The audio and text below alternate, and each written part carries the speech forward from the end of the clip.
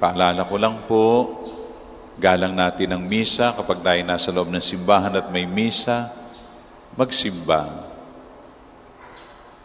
Put first things first. Prioritize natin, ba tayo nasa simbahan? Magsimba tayo. Yung ibang bagay, pagte-text, pagkwentuhan, pagkatapos ng misa, mayroon kayong maghapon, magdamag, magkwentuhan. Pero para kay Lord, bigay ko muna ang pagsamba ko. Please po, bilang inyong tatay sa pananampalataya, huwag kayong magdaramdam pag pinagsasabihan po kayo.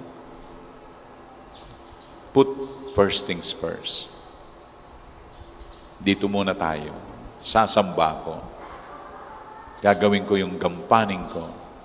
Okay? Yun po. Para po mas maibigay natin kay Lord yung talagang pagsamba natin. Otherwise, uuwi tayo na parang walang nangyari. Parang walang nangyari. Okay po? Salamat po sa inyong pakikinig.